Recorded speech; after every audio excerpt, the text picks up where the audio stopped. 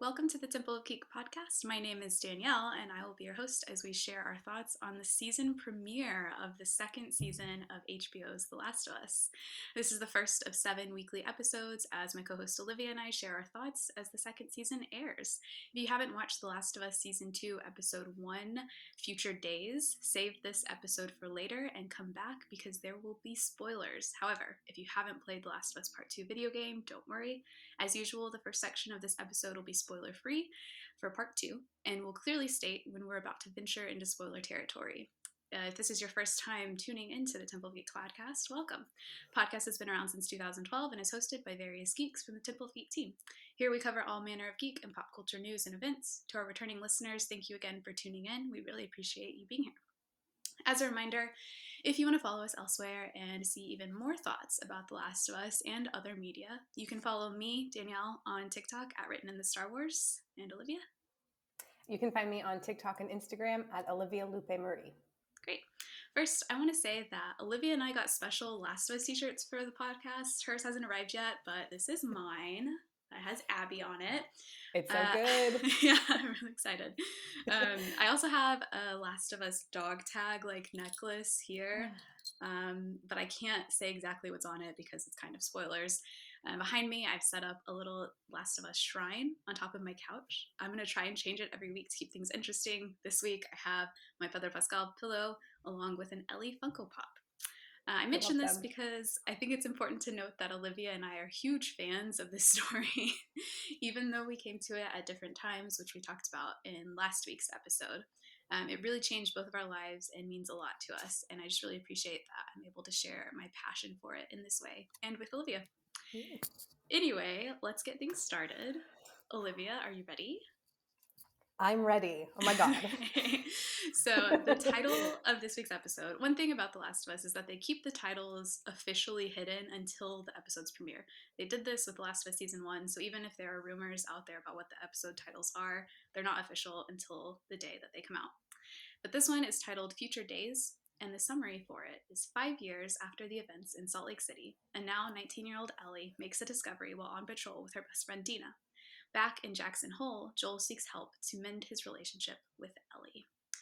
So kind of doesn't even cover what all that happens in this episode. That is not at all. Very vague summary. Yeah. Okay, so in this first section, we're going to focus only on the show and possibly elements of the first game where appropriate. But again, this section is spoiler-free for the Part 2 game. So if you've not played it, you're safe to listen to the next several minutes as Olivia and I go through this. So, Olivia, I'll let you give your initial thoughts first. Okay, so initial thoughts. First, I'm a purist at heart. I try not to be, but I am. So there were quite a few changes from the game in this first episode. And so as it was happening, I was kind of like, no, why are they changing things? What's going to happen? I was a little unsure. But as the episode wrapped up and I kind of sat there with my thoughts, I still loved the episode, and the changes, I think they're going to make sense. And it makes me very excited to see where they're going to take the second episode, because this was very much setting things up, changes here and there that maybe or not made sense, but overall, very strong start to the second season, and I'm very excited to see where it goes.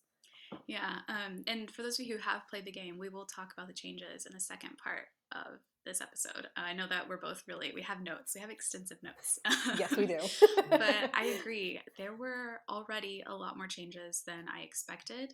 And I tried to do two things. I tried to, one, think about how this would come across to someone who's not played the game. Mm-hmm. And I also tried to think back to when the first episode for season 1 came out. Olivia hadn't played the game yet at that point, but I had. And I tried to remember what my thoughts were, because there are a few changes between episode 1 and season 1 and that part of part 1. But mostly it's pretty much the same. Yeah, pretty much. So it wasn't, I think, as drastic of changes. I think with season 1, episode 1, it was more giving extra information than changing a ton. And with this one, it is still, the heart of it is the same, but it has changed a lot timeline-wise. Yeah, and definitely narrative timeline. structure. Yeah, for sure. Yeah, and I'm watching with my mom, who obviously has not played the game. And so I asked her initial thoughts of like, well, what do you think? Like, are you excited? And she thought it was a very good, like, good base of Mhm. knowledge going Okay. into season 2. So for someone who hasn't played the game, I think it comes across really well. But of Mhm. course, for us who love the game, we're Yeah. a little protective of it. So I'm trying not to let that taint how I'm experiencing the show. Yeah, yeah, same. It's hard. It's hard. Yeah, it is hard. Yeah. Which is why I think we both can't wait for the second section of the season. Yes. Okay, so as far as things that like I especially liked, I really liked Gail, and I Yes, she think was great. that has a lot to do with Catherine O'Hara. She's just such a Yeah. phenomenal actress, and I think her and Pedro Pascal played off of each other really well. I Hmm. don't know what your thoughts were about that. Oh, I loved. I'm not sure if we can say this. Can I say that she's not in the game? Is that okay Yeah, to yeah, say? that's fine. Yeah, Okay, great. So Gail isn't in the game, so it was a wonderful addition to have her, and I thought her dynamic with Joel was particularly interesting. I also think it's really interesting that in a post-apocalyptic world, therapists are still around and needed, and yeah. so I thought that was really really fun. But my favorite thing, or like the thing I especially liked in this episode, were the nods to the gameplay. Mhm, I yeah. love when they do stuff like that. I think it's so funny. Stealth mode, the bottles, all of the stuff with like the stabbing of the clickers and things. I just thought that was particularly fun as a game player. Yeah, the workbench too. Yes, Ellie the cleaning her workbench. gun and kind Yeah, of adding little updates to it and everything. yeah, I remember when season one came out, when Joel and Tess enter a building and they crouch down to go through their backpack. I was like, yep. that's that's the same as the game. So they're really So good at good. kind of seamlessly adding that into a TV narrative in a way that makes Yes. sense. It doesn't Yeah, feel like it's being forced or anything. If you've played the game, then you know you're like, oh yeah, I would grab that bottle and make that distraction. But yeah, so absolutely. that's always really fun. Yeah. As like so there was a lot I really did love about this episode. I don't know if there was anything that I didn't like. Some of that has Hmm. to stay for the second part of this section. Yes. Same.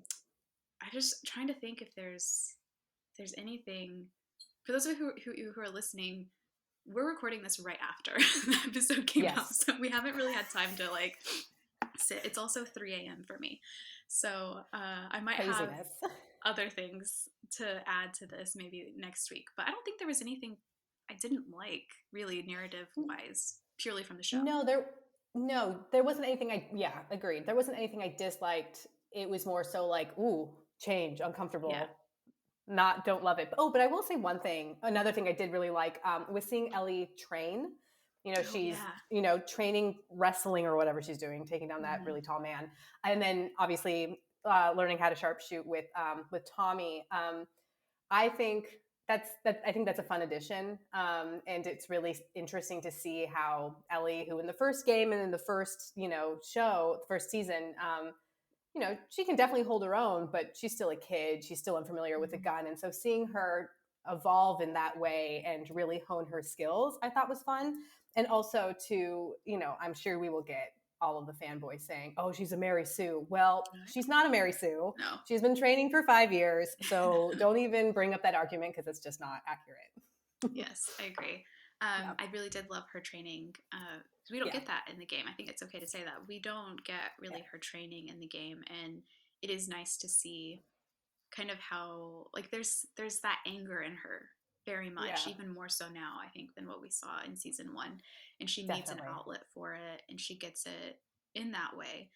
And when you mentioned Tommy and the sharpshooting scene, I think that's loosely pulled from the game a bit, Yes, I think so. and I loved it. When we're talking about the show, like we're talking just about the show, the way that scene was set up mirrored when Joel is teaching her how to Yeah, shoot with the rifle in season one. yeah. And I thought that was a really smart way to show that like Ellie is still Ellie, Hmm. but not with Joel right now. Yes, yeah, yeah. I And thought that that was was a really painful. beautiful moment. Yeah, painful to see, but and beautiful to see. I've always been interested in her relationship with Tommy, so it was Mhm. really great to see that moment between them. But yeah, absolutely, it's really sad to see that she's not like that with Joel anymore. Yeah, yeah. I think they just did a really good job of showing that distance without giving away why quite yet, Yes. Yeah. because that is a big part of the game. And we're not going to say why for those who haven't played the game, but um, in the game, the way it unfolds is you also don't know immediately why Mhm. her and Joel are have a strained relationship. And so I was worried that Yeah. they were going to give that away too quickly in the Yes. show. And so I'm glad that it kind of seems to be at like a steady pace right now. Yeah, definitely. Agree. Yeah. Um, so standout character or actor of the week. We're gonna For do this me, it every was, week. Yeah, by the yeah, way. we're going to So do it every week. For me this week, and maybe it'll be every week, who knows, but Dina. I think oh, her name is it Isabella Mercedes? Is that yeah, her? yeah. Is that the actor's name? Isabel Merced, I think. Oh, I think. okay. Yeah. Or Merced. There. Okay. Yeah, she's great. I mean, I love Dina in the game, but something about the way that she brings the character to life on screen, she just like shines more. There's just something effervescent about what she brings to the screen as Dina, and I think her relationship with Ellie also has a bit more liveliness to it. Mm-hmm. Um, that might be because of some of the changes, not to get into spoilers, but I really just love seeing the establishment of their relationship pre the dance, to see what they're like and leading up to that kiss, because it's a big moment in the game. So yeah, that she was my standout character for the week. Yeah. I've already kind of talked about mine, but I'll mention her again. Gail was for Yeah. me because, as you said, she's not in the game.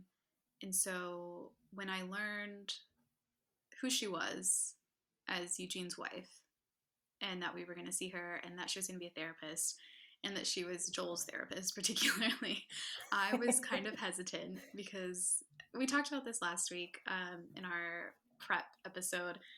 But Game Joel, we both agree, would not see a therapist.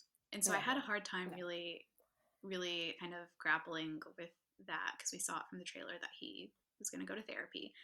And I think the way they did it and the way that Catherine O'Hara plays Gail actually fits in with, like, I could see that being Game Joel doing that Yeah. because Hmm. he is lying to her and she isn't allowing it. And I think one of the interesting aspects of having a therapist in the post-apocalyptic world is that they're no longer beholden to to like any like code of conduct that they have to keep Yeah. legally. Yeah. And I think that her being able to be, drinking while they're having their session, and he's paying her with weed, and, So funny. and she just straight up calls him out. It was like, I'm Yeah. done beating around the bush. You're lying to me, and I'm not going to validate your feelings if you're lying to me because I don't know what I'm validating.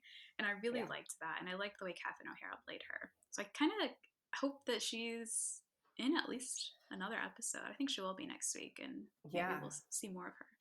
I hope so. And like one thing I kept thinking was, well, if this was the real world, therapists would have to keep this confidential, Mm-hmm. unless you are, causing yourself or someone else harm.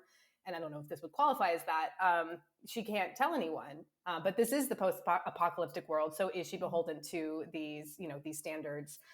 And so, like, if Joel were to tell her, Mm-hmm. does she have any kind of promise that she has to keep? And I kind of saw him grappling with that. Like, do I tell her? I do want to heal. I want things with Ellie to be better. But in the end, he decides, like, no, this is our secret. This is Ellie's secret, and I have to keep it, even if that means I have to suffer longer. And I thought that was beautifully Mm-hmm. played. He made me so emotional in that scene. I know, I know. But because we both brought up Dina and Gail, I think that it's worth mentioning what Joel discusses with Gail in his session, which is Yeah. essentially that he is trying to replace Ellie with Dina.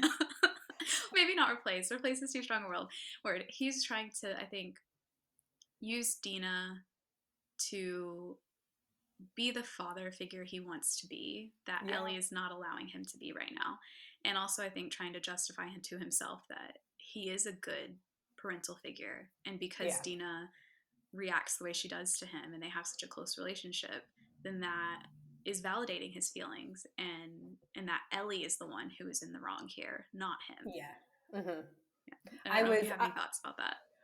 No, I do. First, I was really like annoyed for a moment with Joel. Yeah. I was like, excuse me.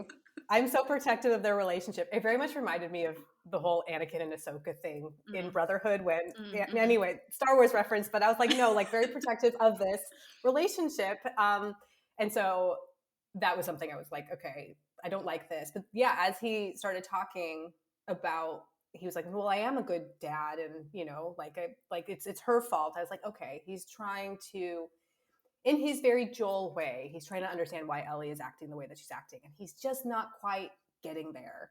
Mm-hmm. And I think it really does require him to be honest, not just with Gail, but really to be honest with himself and the mistake maybe he made. And I Mm-hmm. think he's really unwilling to do that, and so he's trying to find a scapegoat in Ellie, but you know, Ellie didn't do anything wrong. So Yeah. yeah, I thought that was an interesting way to explore how Joel would be feeling.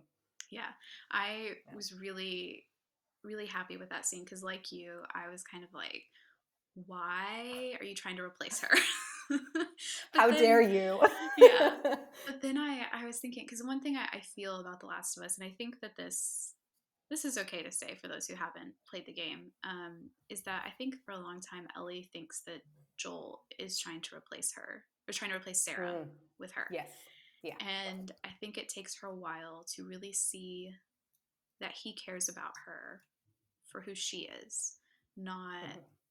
who she could be, or not because she's a stand in for Sarah, but because she's who she is.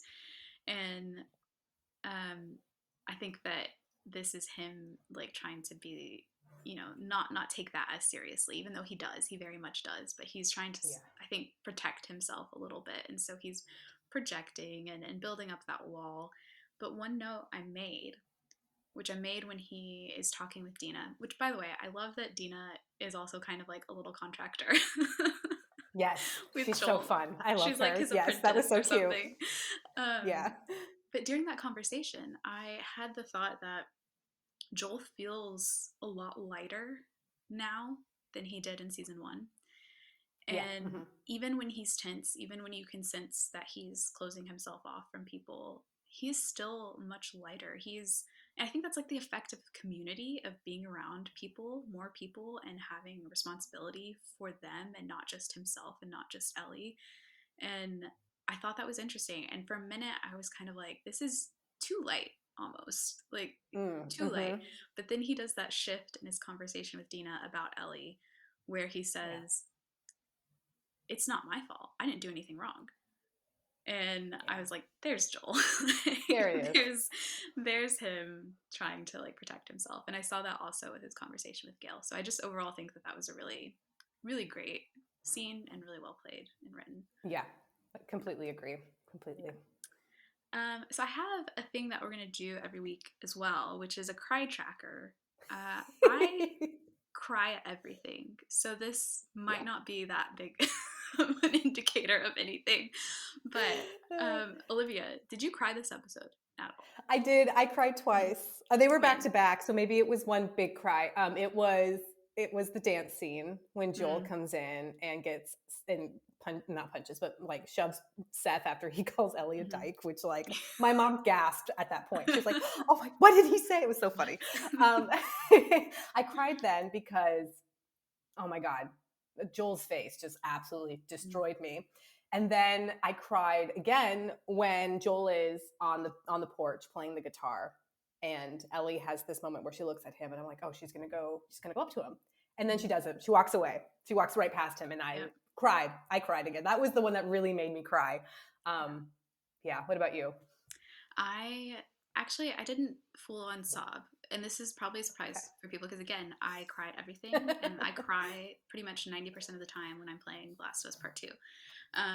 But I think I was also taking notes, so that could have been like, I was like, ugh. But I got really emotional at when Abby was with her group at the very Yeah. beginning. Yeah. I That's not something we get in the game, that scene. And so Mm-hmm.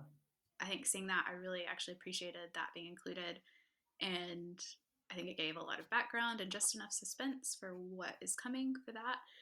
And I love Abby a lot And so that scene really made me emotional. And then also the porch scene, because the porch scene I cry at, and we're not going to talk about that anymore. Except to say that I also got very, very emotional in that. Yes. If you haven't played the game, go play the game.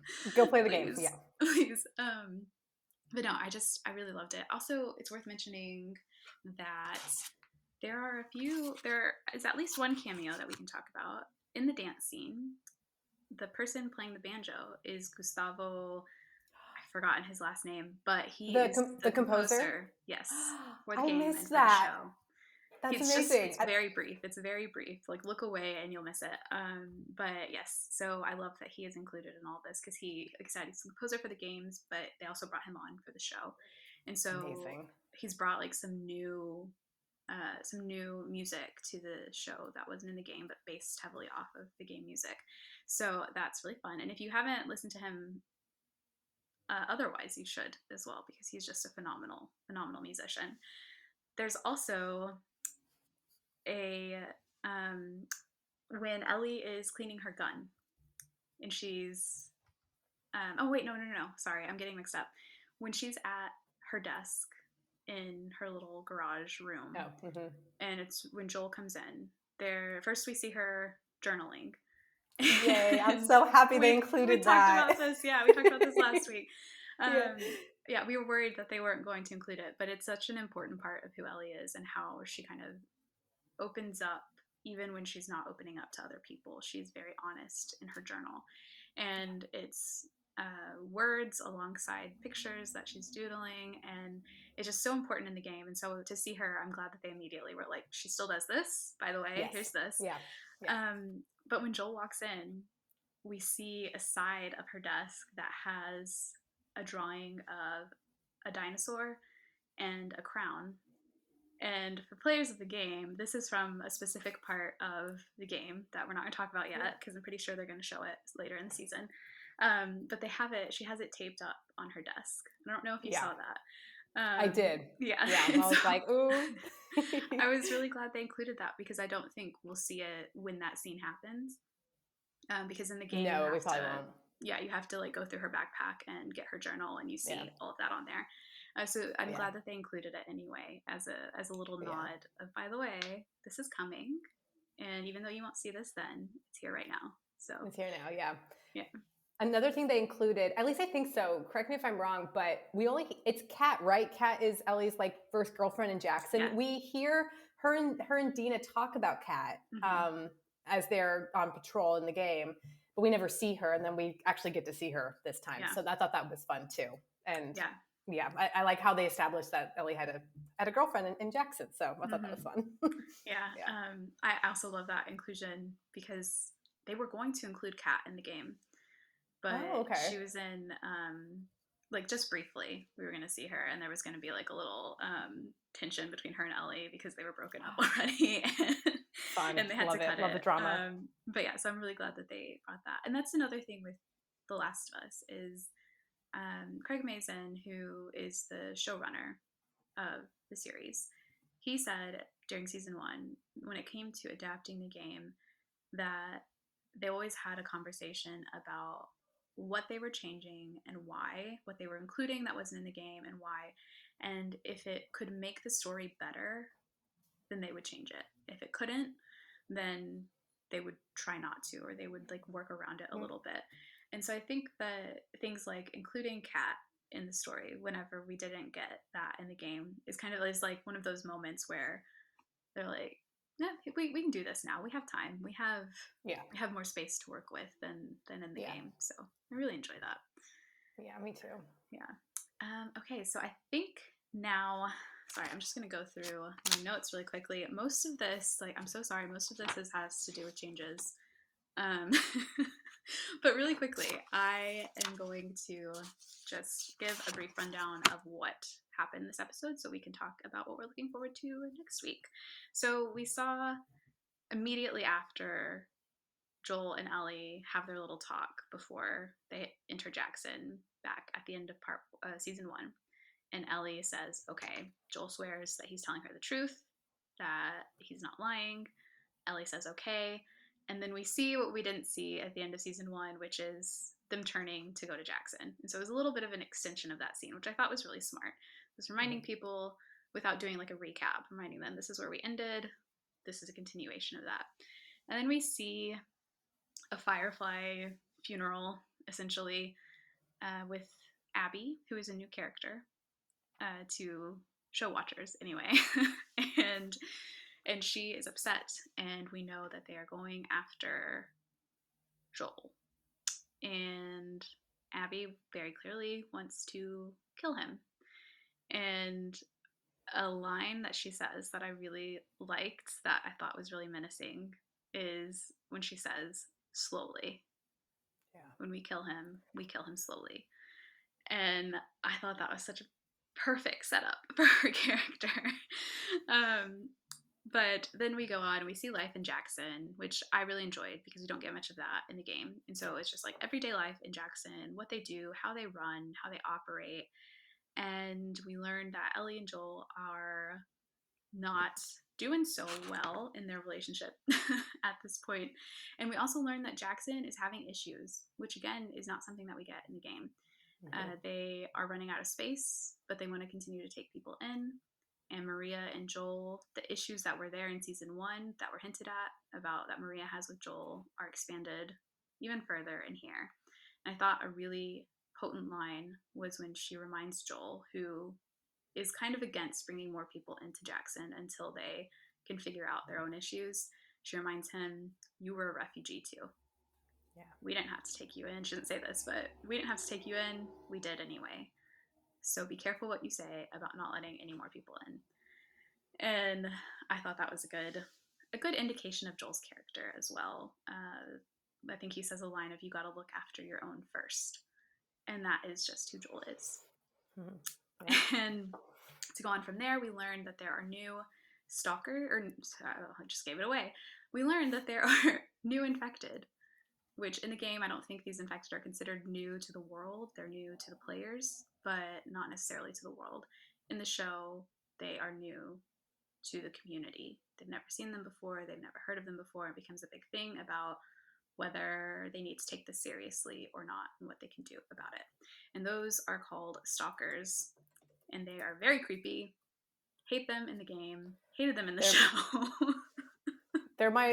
I'm terrified of stalkers in the game. They're like the thing that scares me the most. I freaking hate them. I loved it when Ellie yelled, run at me. That's me too. Yes, that's me. I'm just like, I am not going to mess with this. We are just going straight ahead. Yeah. I was like, yes, Ellie, that is me. Because no, I'm not dealing with that. And she pulled the shotgun out too, because that's what you need in the game. If you're stuck with your little gun, then that is just not helpful at all. You're going to die. Yeah. We see Dina and Ellie grow closer, and they kiss. And the big showdown with Seth and Joel. Not really big, but emotionally big.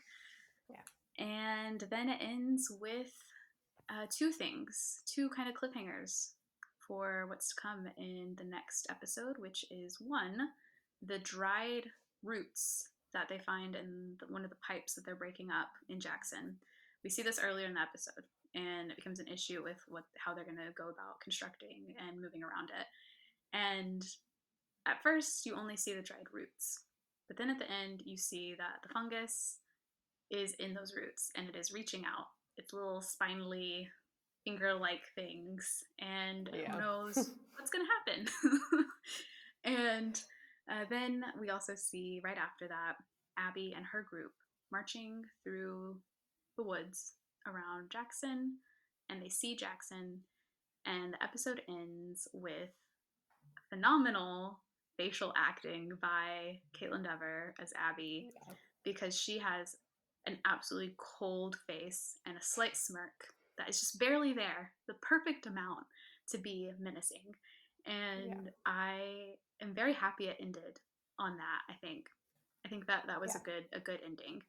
So that being said, I probably should have given this summary at the beginning of this, and I'll do that next week. But what are we looking forward to for episode 2 with no spoilers? With no spoilers, I mean, what's coming to Jackson? Yeah. honestly. Mm-hmm. Yeah. I mean, as soon as the episode ended, both my mom and I were like, wow, wish there was another. I would like to continue, please. So yeah, I'm very much excited to see what is coming to Jackson. Yes, me too. I think I'm most interested about the fungus. Uh, Yeah. the I think that there's something really interesting about Joel telling his nephew, little Benji, Yeah, Tommy's son, which we Benji. didn't even talk about him. Oh my god, he's so cute. Um, I think there's something really interesting about him telling him, like what's in the walls, like we're in the walls, what's on the outside, monsters. And we can't let, they can't let them get through. Everything inside is safe. There's this real sense of safety in Jackson. And I think it's really interesting that right now this episode ended with danger on the outside and danger on the inside. On the inside. Yeah. Yeah. So Jackson isn't as safe as they think it is. And I think Maria knows that. Maria knows that. And no one is really listening to her right now. Very typical. Yeah. Yeah. Very, very typical. And even at that, we didn't even talk about the it's not a town meeting, but the council Yeah. of Jackson. We didn't talk about that. But yeah, like even then, like, some of them really kind of understand that, like, this is not the safe haven that we really wish it was, like Yeah. we still have to be vigilant. Mhm. And we're probably going to see what's coming for them in the next episode. I'm like pretty sure. Yeah. I'm very excited. I can't wait. Yeah, me too. Yeah. Okay. So this ends our spoiler-free section. We are now moving on to the spoiler zone, which I think Olivia and I are very happy about because we've been holding back. Yes. It's really Oh my God. to clap ourselves on the back for not spoiling anything during that. So if you've not played the game yet, please leave, unless you don't care about spoilers and you want to listen and kind of be prepared for what's coming, then go ahead and listen. But if you are leaving, thank you so much for listening to us this week, and we hope we see you next week. But now we are moving into part 2, game spoiler territory. Oh All my right. God. Woo! Wow. Wow. Yeah. Let's go. Let's do it. Okay. So I'm gonna do a quick summary of changes from the game, which I don't know if it can be quick because there's a lot. Okay. I have my notes app open on my laptop, and it's just like a whole page. Yeah. Just like, wow. Okay. I've got my written ones, and it's literally like I think 3 pages here. Incredible. I love it. Okay. So as I mentioned earlier, the first scene we get of Abby in this episode, we don't get in the game. No. And then from there, it's just like the changes kind of snowball. We get Ellie training, which I don't know if I view as really like a change. I guess what we mean is that how the narrative is unfolding for the audience has massively changed from the game. Yeah. So just as a reminder, or in case anyone's listening who's not played the game starts off with Joel and Tommy talking, and Joel is telling Tommy what happened at the Firefly Hospital. So right off the bat, we know that Tommy knows. And Joel, what's very important, Olivia, I know you started replaying the game this weekend. I also started today. And so one of my favorite lines from that very beginning, like opening of the game, is that we learn point blank from Joel that he knows exactly what he did and how it could hurt Ellie, because he says she needed her immunity to mean something. And then later he says, I told her her immunity meant nothing. Yeah. And when Tommy asked, does she know? And he's like, didn't say otherwise, but he has a look in his eyes that he knows that she doesn't completely believe him. He knows that he has changed the trajectory of their relationship. He just doesn't know how much that's going to be yet. And I think that is so important for the game. And then from there, we get a scene between him and Ellie, which I think we're going to get as a flashback later on. Mm-hmm. And it's very important in reestablishing that Ellie is kind of closed off from him, but that scene makes her open up to him again. Yeah. And kind of like decide that if she's going to be here, she has to be here fully. She can't just, live like this. Mm-hmm. And then it jumps forward 5 years, and we see Ellie and Jesse, and Ellie's going to go on patrol. The whole dance scene happens as a flashback. And so they really are changing the timeline, or not really the timeline, but but just how things are unfolding. And so with this, we get Dina and Ellie's patrol happens before the dance scene, whereas in the game, it happens after. Yeah. And I'm just gonna like let us talk about that for a minute because I have pros and cons to that. My pro, and then I'll let you give your opinion on it. My pro to that is it establishes Dina and Ellie's relationship for the audience. It allows us to see kind of how they interact together before they kiss. And so we get kind of, you know, why there's a connection there, why, you know, how Ellie feels about Dina, and that it's not so much a surprise as in the game. And the con to that is that means we're not getting it when Joel, spoiler, but this is part 2 spoiler section, when Joel dies, Yeah. we're not getting that Dina and Ellie patrol. No. At least I don't think so. I mean, we still could, but I don't think we will, because I don't think they're going to go on patrol again. I think the Horde's going to come to Jackson. I think it's going to be like a very much like the White Walkers attack Winterfell, like kind of action. I think it's very much going to be that. So yeah, again, like it's just it's a massive change. Yeah. I'm happy that at least they kept the establishment of their relationship, but the way it unfolds, also the world building of Jackson. I mean, we get it in this episode a little bit, but like there's this whole little story about Dina and Eugene's relationship and what it's like to go on patrol in Jackson, what it's like to protect this community, and all of that changes too, because we're no longer going to get that. So it's always disappointing when things change from, you know, the source material, but I think that there's such minute changes that it maybe doesn't change things overall. Yeah. But if, like, you know, it's not going to really change the way that the landing hits when it comes to, well, I mean, we'll see with Joel's death, but, and the establishment and the relationship between Ellie and Dina. But still, I'm just like, oh, like I wish it was, the opening of the game is so beautiful with Dina and Ellie, in my opinion. I love the patrol that they go on. Yeah. And so I'm kind of sad we don't get all of it. We just got a little bit of it. Yeah. And having Kat there was, I liked, but also kind of kept Dina from being like in the game, how she's like very clearly jealous. Yes. And very clearly happy that her and Kat aren't together anymore. And I didn't really get that from this, because Kat is there and there's only so much they can say at that time. But there were, I liked elements of it. Other ones I'm going to have to wait and see how next episode goes, because it's really interesting. We'll see.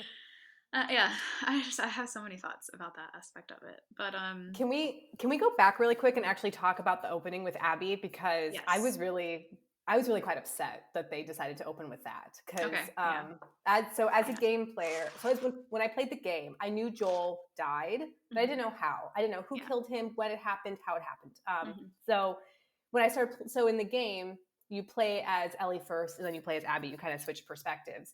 And so I was like, oh, I'm playing as Abby. I don't know who Abby is, but like I'm totally enjoying this process. I don't know why she's here, where she's going. I don't know anything. And so I loved the unraveling of the mystery of figuring out why she's there. And I didn't love that, like right off the bat, it was like, we're here, we're going to kill Joel. And I think that kind of spoils maybe what's going to happen, or maybe it's just a little bit too on the head for me. Because I think that's really the buildup of it, in my opinion, is like, it just comes out of nowhere. Like, you know, you were playing as Abby for some reason, but why are we playing as Abby and not Joel? And then all of a sudden it just like comes out of nowhere. And actually, as I'm replaying part 2 right now, I finished the part where Abby meets Joel and Tommy when they're getting swarmed by the Horde. And I remember the first time playing that, I had no idea that was such a monumental moment. Like, it's such luck that she runs into Joel in this way, because they're like, how are we going to get into Jackson? And now we get none of that, no mystery at all. We know exactly why Abby's there. Though I did enjoy seeing how the Fireflies mourned the loss of all of their comrades after Joel kills them, and then how they end up going to Seattle. I did enjoy that. But I wish it wasn't so much about like, we're going to go kill Joel, because I don't know. I just feel like it's just too on the head. It ruins the mystery a little bit for me. Yeah. actually, in my notes, I was just looking back at them, and I said, have that, first of all, connecting the drafts to Abby too Yeah. was brutal. Mm-hmm. Yeah.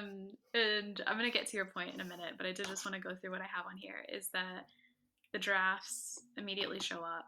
Like, that's the first thing we see after we go away from Ellie and Joel going back to Jackson. And as we all know, the drafts are a big scene in season 1, part 1, because that's when Joel and Ellie have their really last, like, you know, this is their connection. It's a big connecting moment for them. And so I thought that them adding that and Abby watching it was a really good connection between that.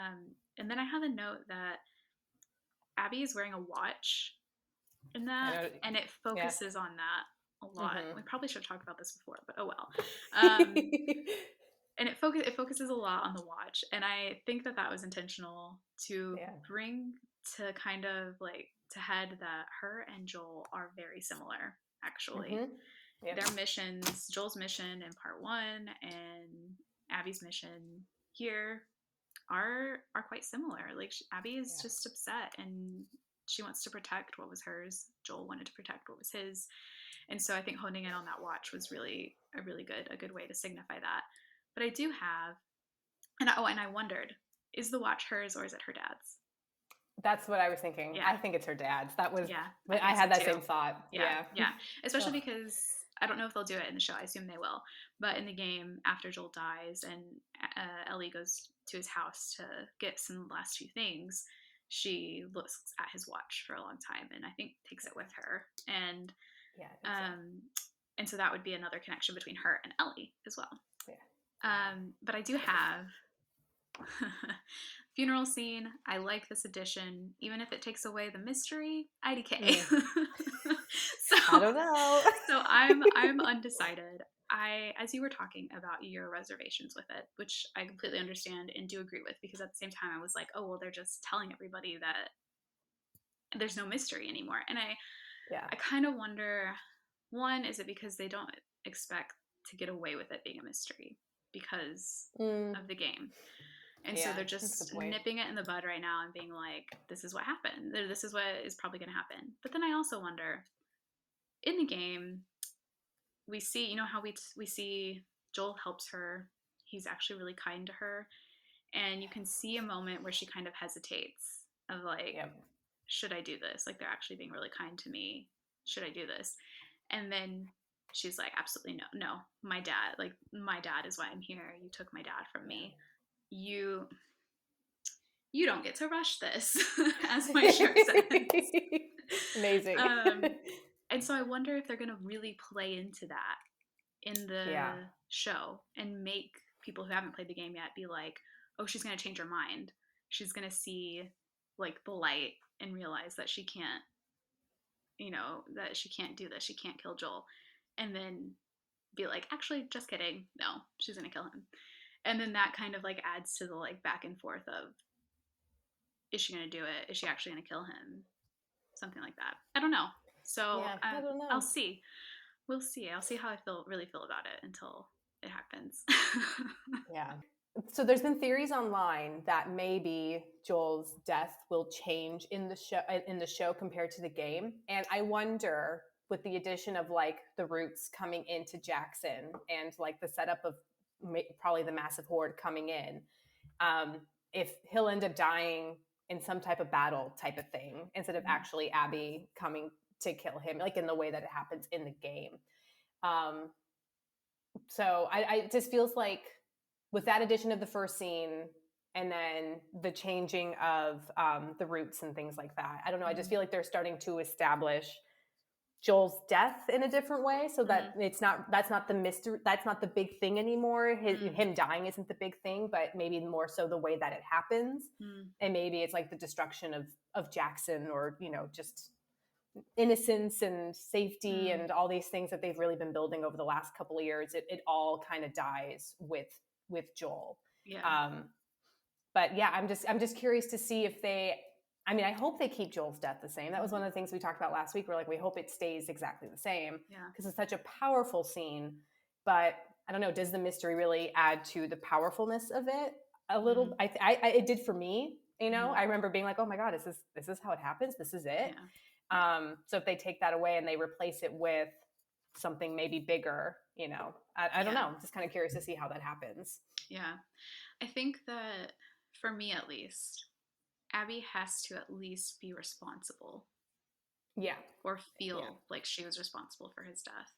And it, for me, again, for me at least, it has to be brutal Yeah. because it's Unfortunately. the brutalness of it sticks with not just Abby but Ellie as well. Yeah. And it really defines how they think about themselves, how they move forward. And it needs to be like so brutal that Abby doesn't recognize herself and Yeah. that the people around her don't recognize her. Yeah. And it has to be something that she has to come back from because we talked about this last week as well. I think that her and Ellie are on the same journey just at different points of it. Mm-hmm. And when like we see the fullness of Ellie's like revenge journey, we see the end and past Abby's revenge journey. Yeah. And I think that that's so important that it has to be something that Abby has to come back from. Yeah. So I don't know. I could see there being like obviously something's going to happen at Jackson. Yeah. But I wonder if like while maybe if Ellie is dealing with that and Joel and Dina are off and that happens to them, or what if Ellie runs off? I don't know. Like I have so many thoughts about it because I don't know if if it ends up not being brutal, then I could see them doing for Ellie at least that she is the reason that or she thinks that she's the reason that Joel's dead. Like what Yeah. if she runs off and he goes and finds her and this happens? I don't know. Again, I'm just throwing things out there. Who knows? But there will probably be quite a bit of a change. Yeah. I think you're right about them not wanting to. They're like, we can't get away with this like we did the last Yeah. time in terms of keeping it a secret. I mean, they didn't actually keep it a secret when Yeah. the game came out anyway. So they might just be like, look, like we have to, people know it's coming and we have to make it shocking in a way that differs from the game because we can't pull it off in the same way. And so I think big changes are coming, which makes me really sad. Yeah. So if you're still here and you haven't played the game, go play the game because you should Yeah. experience that scene. It's terrible and it's awful and it's brutal, but what it does narratively for Ellie and for Abby is just I'm not sure they can replace it. Yeah. So No. I'm a little nervous for next week, but we'll Yeah. see. Yeah. And I do wonder like if they knew that going in. Like you're never going Yeah. to be able to give us the same like story and the same impact I think as the game. So if they want to make an impact, how do they do that How they do it. with the Yeah. limitations that they have? And so I'll just be interested to see like what their answer to that was. Yeah. We also have to talk about the Eugene of it all. Yeah, we Eugene. thought he was going to be alive, and turns out Joel killed him, which Yes. I was like, why? To me, it sounded like Gail was implying that Eugene probably got infected, Yeah. and so Joel didn't have a choice but to kill him. Mm-hmm. But like, what a weird change. But I think, I think you said this last week, or you said it in one of our text messages. I can't remember, but I think Eugene definitely knows about Ellie. Yeah. And I wonder if maybe Eugene was in contact with Abby and the other Fireflies and helped her get to Jackson somehow or find Joel. And then rather than Eugene being killed because he was infected, it was actually because Joel is trying to keep Ellie's secret still. So that's kind of where my brain is headed. And you said something similar last week, I think.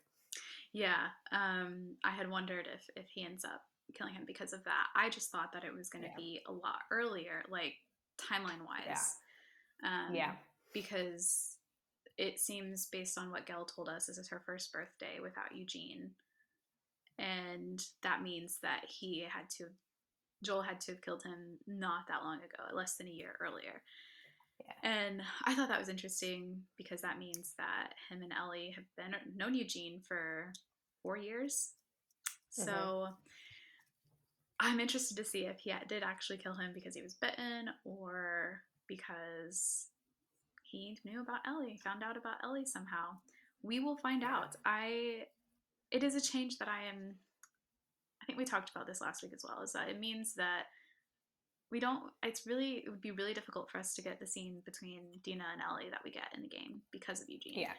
And that is a bit upsetting. But I think I kind of was like, okay, when they showed us that we were getting most of their patrol scenes before the dance, I was like, okay, well, we're just not getting that then. No. And the weed was a good nod to it, but again, yeah. The weed was a good nod. Yeah. I can't remember if they say in the game how Abby ends up finding Joel. Like, do we know how she gets to Jackson and how she knows he's there? I can't remember. So I think there's either like some brief dialogue or something, maybe like in a flashback. Oh, in the flashback, when she goes to talk to Owen at the aquarium. This is just before they leave Seattle for Jackson.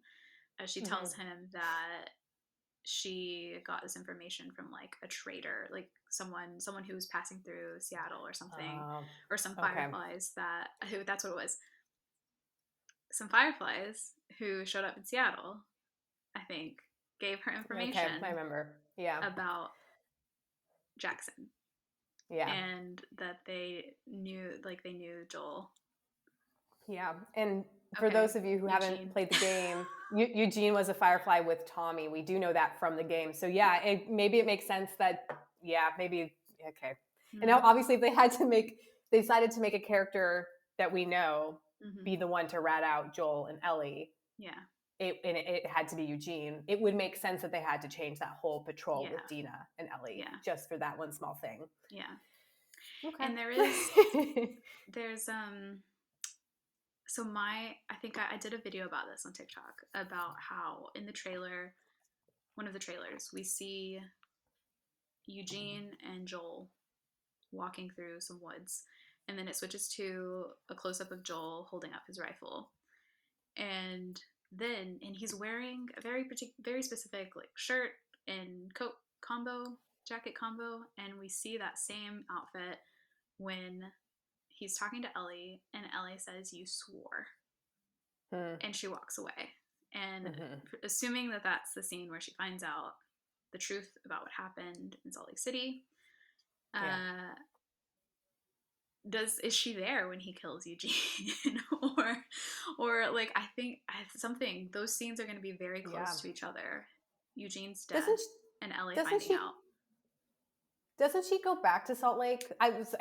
Go, and that's where they find out. Like maybe Eugene took her there. I don't know. Now we're just going to start to spiral. Yeah. So I think I have a theory that they're not going to have her go back to Salt Lake City. Just because like logistically it doesn't really make sense for her to like, how long would that trip take? And she goes by herself. I mean, I guess it would take a few days, but yeah. So I don't know.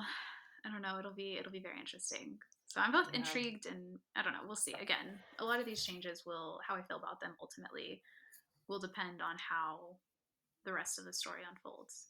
And we know now that we're getting season 3 for sure. So that's takes a little bit of like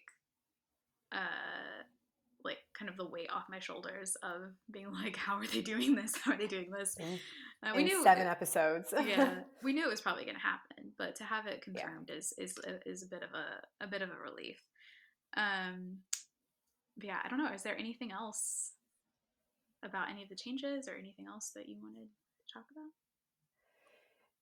Just the small thing. I mean, I enjoyed that Dina and Joel is the one teaching Dina about all the like electrical things, because that was what Eugene was the one that taught Dina those things. Right.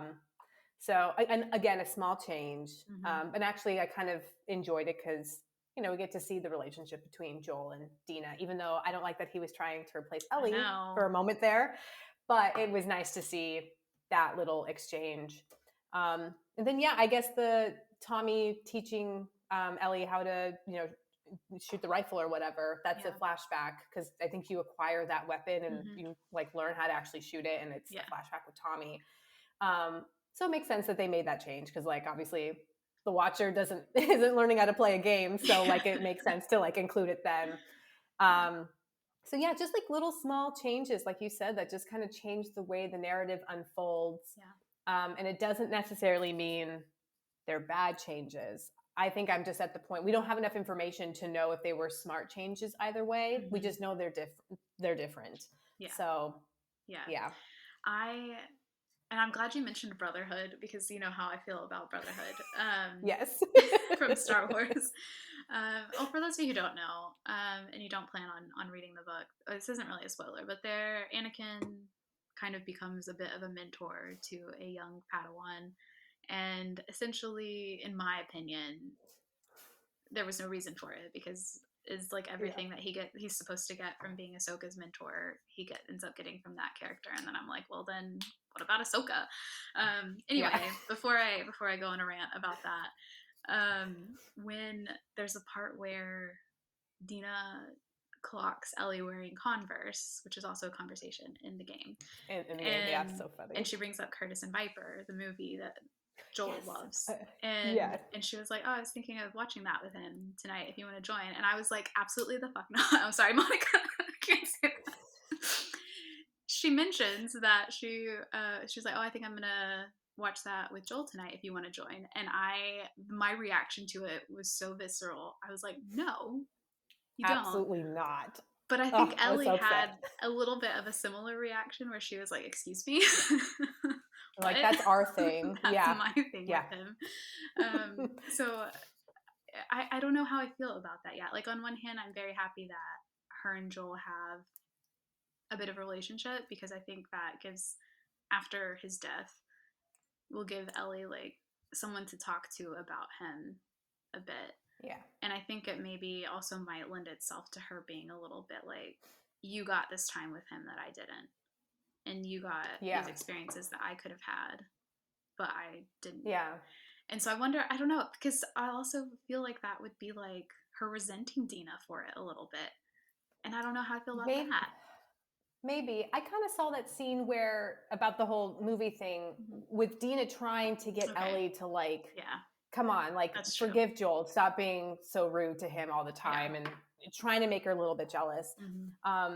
And also, even though I feel exactly the same way as you, I'm very protective of Ellie and Joel's relationship, I do think that maybe Dina having a relationship with Joel makes more sense for her when she joins Ellie on her quest to Seattle. Because right now or at least in the game, it makes it seem like she's just going for Ellie because she loves Ellie, which is totally reason enough. I think it's very strong reason. But like, what if she's in love with Ellie and also she saw Joel as sort of a father figure or a mentor to her? I think that gives it's a stronger motivator for her to go all the way to Seattle, you know? So maybe that's why there was the change, but still I'm just like you. I just get protective of my little pairings. I'm just like, no. I feel like that, like you said, it's probably the point is to be like, and I think Dina also, just knowing who Dina is as a character, she very much would be like, come on, like she's Ellie's best friend. She knows Ellie probably better than most people. She's like, you're being a brat, you're being stubborn. Yeah. Come watch the movie with him. I'll be there as like an in-between. Especially because Dina knows like how, like, it sounds like Ellie's not telling her anything, right? She has no idea really what's going on. But Dina definitely hears from Joel how upset he is, you know? So she understands that like he's hurting. And, you know, I think she like you said, like she knows Ellie well enough to know that Ellie's hurting too. And so she's just trying to be this bridge between them. So, and it's not working, which is very sad. That reminds me. Okay, I also have written here. They show the porch, but not her talking to him. If they change that. But wait. They show her walking past instead. Will we see? I have a feeling we're going to see the flashback, and she's going to come back. And so they don't want, because in my mind I was like, they want the viewer to still think like we did in the game, that she never made up with him. Yeah. And that when he dies, he died thinking that she hated him. Yeah. And because we think that in the game until the very like last part of Seattle. Oh no, the very end of the game. We think that her major issue was that he died thinking she hated him, and that they never had they never came to understand each other, and we find out that it happened. What is worse, that she thinks he died thinking that she hated him, or that they made up and the next day he died. Yeah. And so I think they want show watchers to go through that same process. And I think that it was a really smart way to be like, here's the last time she sees him. She didn't take the opportunity to talk to him. That's going to live with her. But then either at the end of the season or next season, even, they'll show that she turned around and walked back up the porch. I hope you're right. Because when she walked away, I was like, if they changed that, I don't think more they so would. than there's no reason. They're like, why would they? You know. Yeah. So, and that's why I cried, because I was like, if we don't get that scene, I'm going to be so upset. But I think, now that you're saying it, I think you're right. They want they want us to think that they never made up, and that's the tragedy of it all. Because having that as the very last scene in the game. It's just like, it's just an emotional roller coaster. Yeah. Because, wow. Because you're relieved that they talked, but then you're also heartbroken that Ellie was ready. She came to terms with how she felt about it. She was finally had the time to really confront her feelings about it and how that worked with her feelings about Joel.